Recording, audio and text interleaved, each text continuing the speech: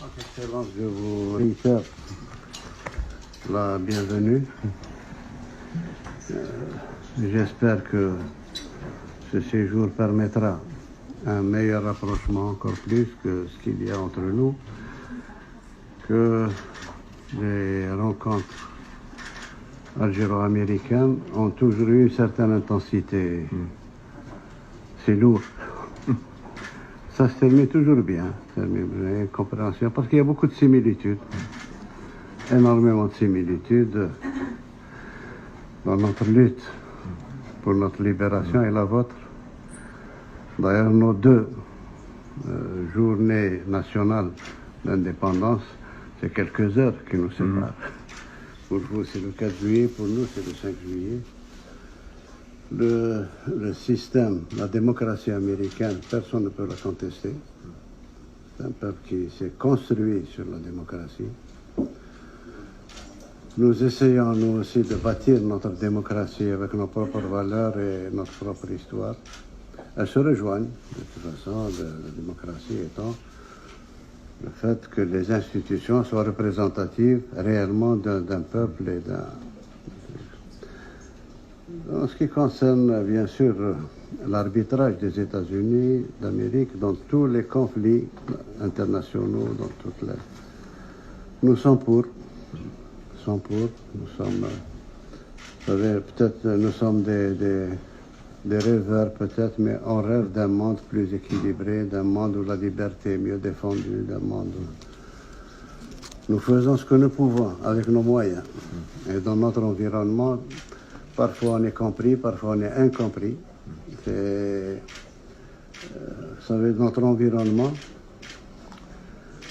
on est entouré de pays qui ne nous ressemblent pas beaucoup, en dehors de la Tunisie. D'ailleurs, c'est pour ça qu'il y a des relations très intimes avec la Tunisie, parce qu'on se ressemble dans beaucoup de domaines. Sinon, toutes nos frontières sont en flammes.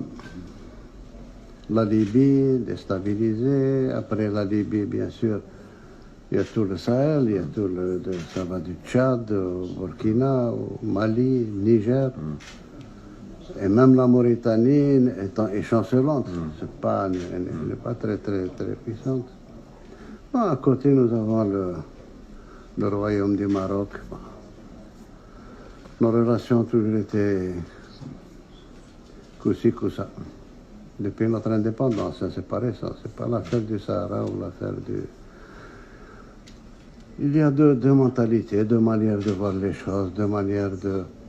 Autant nous respectons tous les peuples, on respecte les frontières des peuples, on respecte...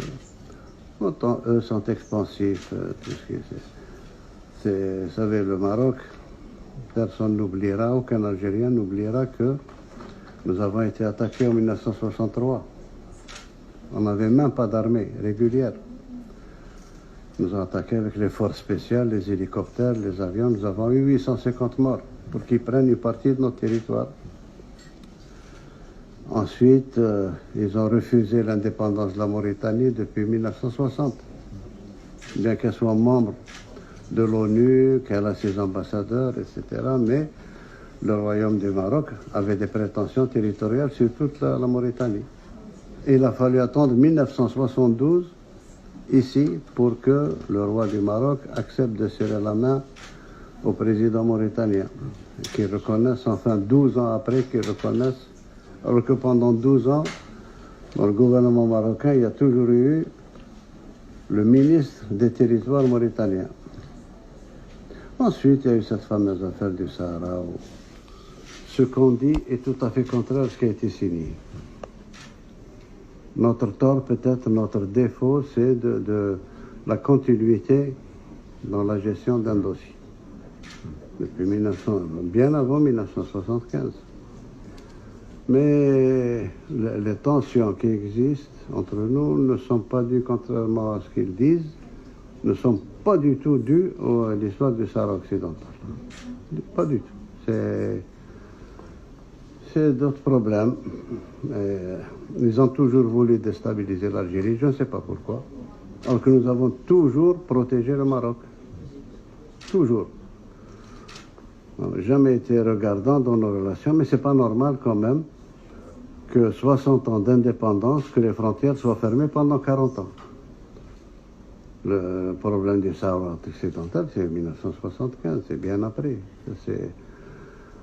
Et je pense que le ministre des Affaires étrangères a beaucoup de documents qui sont signés par le roi Hassan II, que Dieu ait son âme, c'est lui qui a insisté pour l'autodétermination.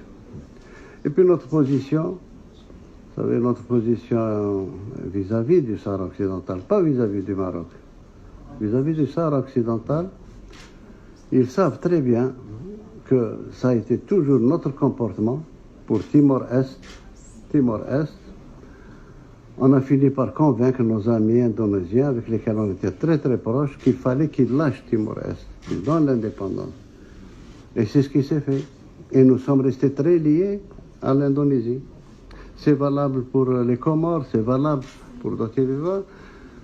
Tous les efforts de la diplomatie algérienne ont été mis au service de la destruction de l'apartheid en Afrique du Sud. Tous nos moyens ont été mis sur ça. On a profité du fait de présider l'Assemblée générale de l'ONU pour pouvoir exclure à cette époque-là l'Afrique du Sud de toutes les organisations internationales, de tous les... Le jour où Mandela est sorti de prison, le jour où l'apartheid est tombé, nous constituons à ce jour un axe indéfectible entre Pretoria et Alger. Donc c'est pas nouveau, c'est pas le Sahara occidental qui nous... Ben, nous avons toujours traité de la même manière les dossiers du Sahara occidental et le dossier de la Palestine. Tous ces Palestiniens, notre position ne changera pas. Il y a une décision qui a été prise au niveau de la Ligue arabe de faire la paix avec Israël et que Israël reconnaisse l'État palestinien. C'est ce qui a été fait, c'est ce que nous suivons jusqu'à présent. Donc c'est la paix contre les territoires, etc. Mais nous n'avons aucune animosité vis-à-vis d'eux. Le seul problème qu'il y a entre nous, c'est la Palestine. Rien d'autre. Absolument rien d'autre. Donc voilà un petit tour d'horizon pour la Libye. Nous sommes contre la présence de tous les mercenaires, de quel bord qu'ils soient. On n'accepte pas de mercenaires à nos frontières. Nous avons tout fait pour que nos frères libyens aient l'occasion de s'exprimer. Et nous avons, ça fait 2 ans maintenant que nous bataillons pour cette histoire d'élection au niveau de la Libye, parce qu'on a tiré les conclusions que ceux qui sont désignés ne représentent personne. À chaque fois, on désigne des gens qui ne représentent qu'eux-mêmes. Et on reprend, et on refait, et on reprend jusqu'à la dernière crise qu'ils ont chez eux, entre Dbeiba et celui qui a été nommé par le pseudo-Assemblée nationale d'Aguila et autres. Et ça continuera. Ça continuera parce que personne parmi eux n'est représentatif, quoi que ce soit. Et ce qui est pire, c'est qu'en Libye, il y a des forces qui font la guerre pratiquement par procuration. Et quand on a affaire à des forces aussi puissantes, ce n'est pas les Libyens qui peuvent les faire sortir. Ce n'est pas les Libyens, c'est la Libye. Quand on s'est rencontrés à Berlin, on s'est entendu pour que tous les pays concernés par la Libye s'engagent à ne jamais plus faire rentrer d'armement ni de mercenaires en Libye. Au contraire, il fallait désarmer. Oui, monsieur le secrétaire d'État, vous savez, 2 mois après, il y a eu une introduction en Libye de 3000 tonnes de matériel et d'armement. Ce qui veut dire que la solution se trouve ailleurs. La solution se trouve, moi je pense, entre les mains des grands,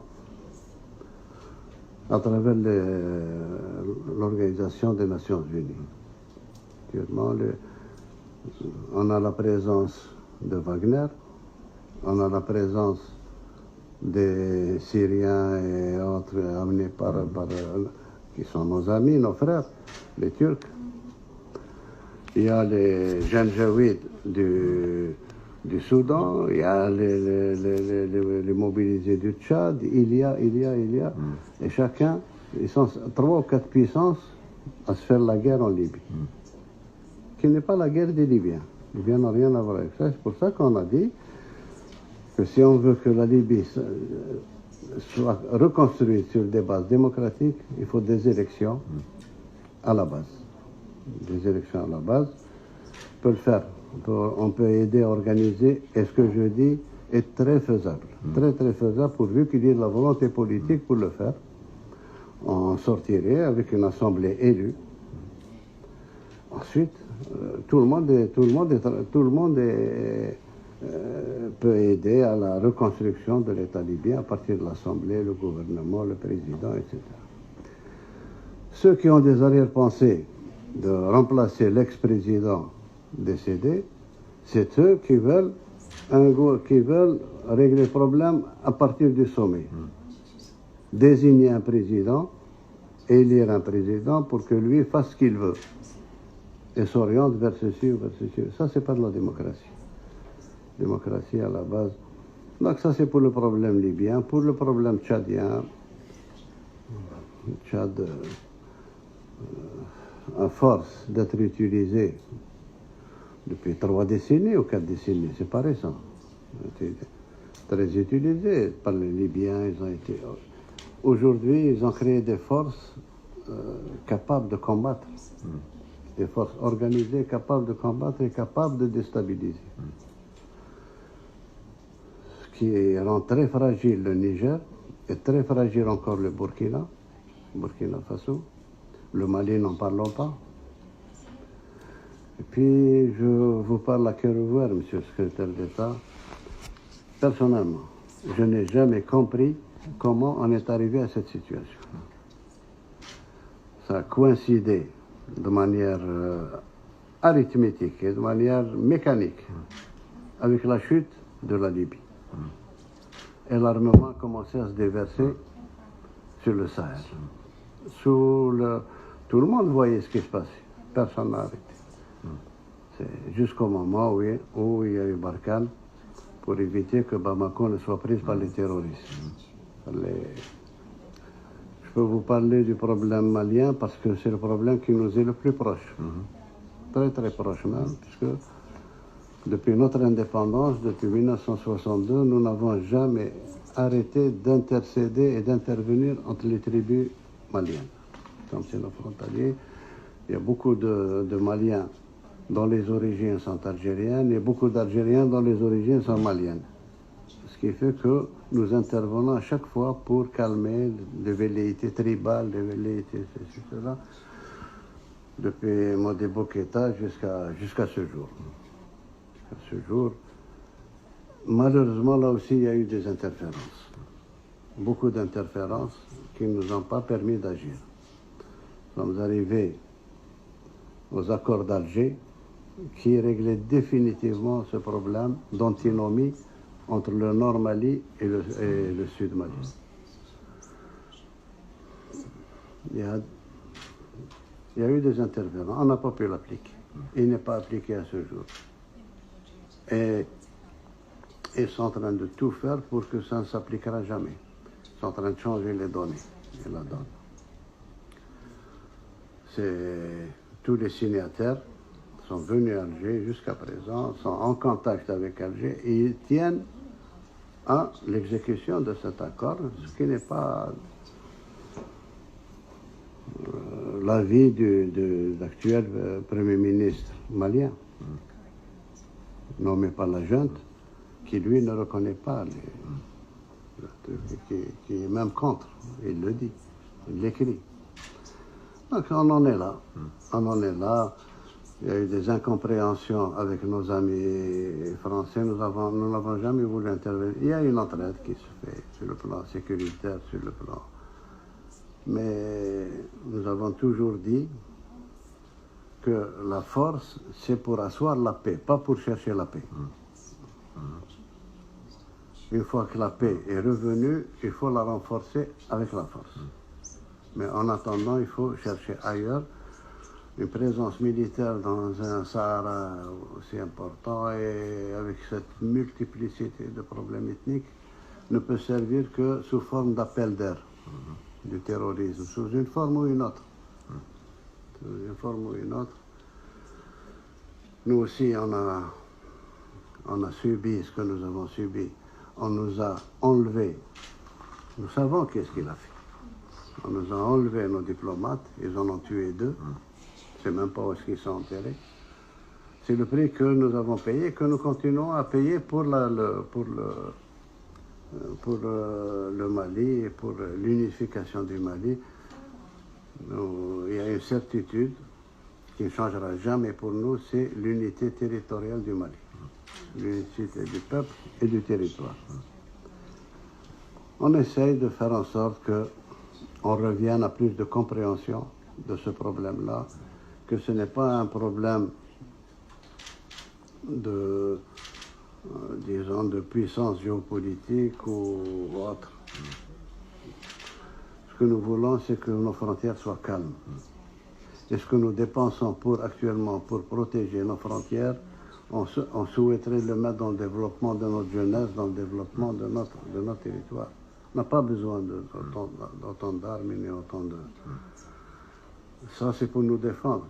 D'ailleurs, nous avons une théorie militaire de défense. Nous n'avons jamais eu une théorie d'attaque ou d'aller ailleurs. Jamais. Voilà un peu l'histoire. Pour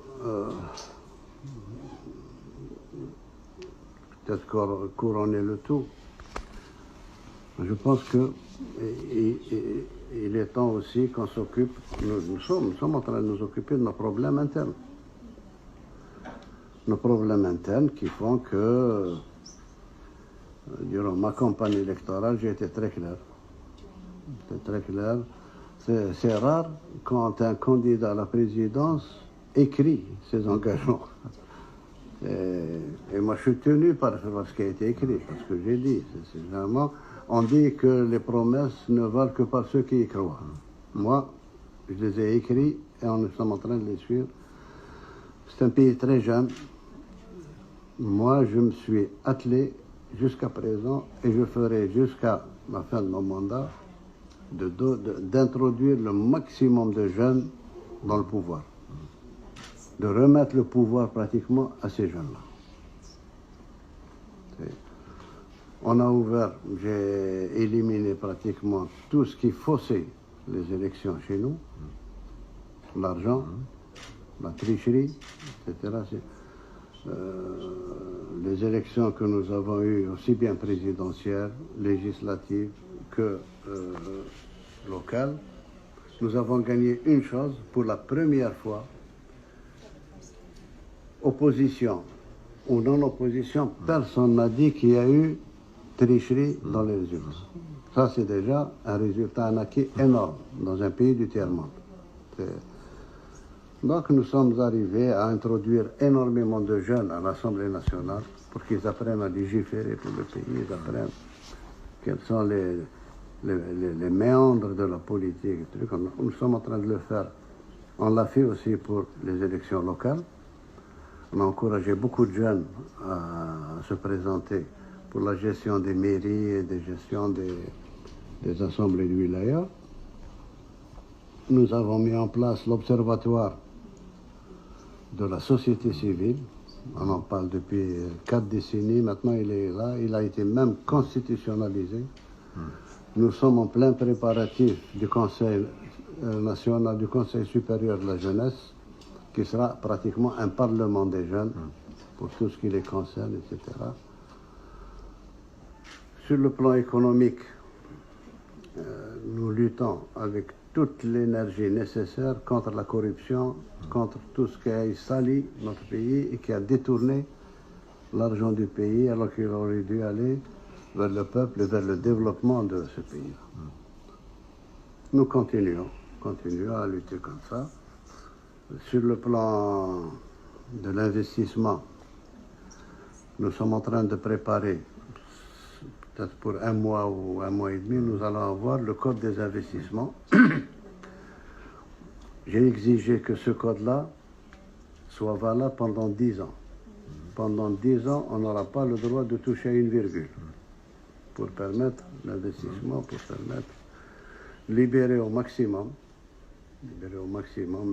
les IDE, l'investissement étranger, et même l'investissement national, mettre toutes les barrières nécessaires pour qu'on s'éloigne définitivement de tout ce qui a été fait par l'oligarchie qui est partie, etc. Qui a été très lié avec la mafia russe, mafia italienne, mafia de tout truc, et qui ont détourné tout l'argent du pays. On essaie d'en faire profiter les jeunes. Ma vision est que ce pays-là est jeune, il faut qu'il soit pris en charge par les jeunes, aussi bien politiquement qu'économiquement. Et c'est pour ça que nous favorisons à un point pratiquement sans limite de start-up. J'ai pris un ministre, très jeune ministre de 26 ans, qui est chargé de start-up, qui fait du bon travail, du très très bon travail. Et on sent qu'il y a un vent en Algérie de start-up. Tout le monde s'y met, les jeunes, les moins jeunes, etc. Nous sommes pour la micro et petite entreprise. Ça donne beaucoup plus que les gros investissements qu'on a eus jusqu'à présent. Nous sommes très crédibles parce que nous avons les moyens financiers de transférer les dividendes, les bénéfices des entreprises, ça ne pose aucun problème. La gestion économique du pays que nous redressons quotidiennement a fait que aujourd'hui, en Afrique du Nord aussi, Maghreb compris, nous sommes le seul pays qui n'est pas endetté, le seul pays qui a donné cette dynamique dans la lutte anti-corruption. Et nous assumons pratiquement toute notre politique. Alors, bien sûr, nous avons de très très grands projets structurants pour le pays.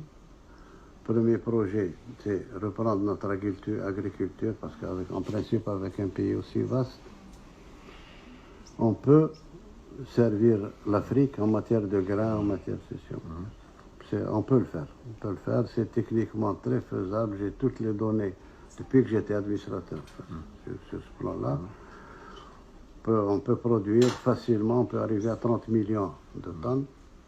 Nous avons besoin de 9 millions. Et les 21 millions peuvent être exportés vers l'Égypte, vers le Maroc, vers la Tunisie, sans problème. Sur le plan de l'élevage, nous avons un déficit. Nous avons un déficit en matière de lait. Nous importons énormément de lait en poudre que nous recomposons avec de l'eau ici. Ça, c'est sur le plan de l'agriculture. Sur le plan de transport, nous sommes en train de reconstituer la flotte marchande algérienne. Nous sommes en train de reconstituer aussi la flotte aérienne, parce que jusqu'à présent, il y a presque la moitié du globe terrestre auquel on n'accède pas. Il faudrait y aller partout maintenant. Sur le plan du transport ferroviaire, c'est l'une des bases de mon programme, c'est d'arriver, comme ça a été prévu avec le port centre d'Alger, d'arriver à en faire un port africain qui permet de transporter tous les conteneurs par voie de chemin de fer jusqu'au Mali et jusqu'au Niger. Nous avons travaillé sur ça avec nos propres moyens. Actuellement, nous sommes à Béchar. La voie de chemin de fer est à Béchar. Béchar est à 900 km d'Alger, dans le sud-ouest. Il reste, pour atteindre Adrar, à peu près 560 km à refaire. Et d'Adrar, on va directement sur le Mali. Le Mali. Pour reprendre un peu, une société qui existait du temps de la colonisation qui s'appelait Mer Niger. C'était les marchandises arrivaient par train jusqu'à Béchar et puis repartaient par camion jusqu'au Mali et au Niger.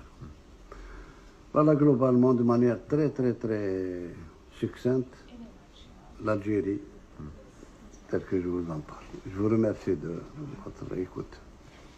Monsieur le Président, merci beaucoup pour ce tour d'horizon très détaillé, très intéressant. J'ai eu l'occasion d'évoquer les sujets de politique étrangère avec le ministre, mon ami, de longue date. Et effectivement, je me réjouis de me retrouver en Algérie. J'étais là en 2016.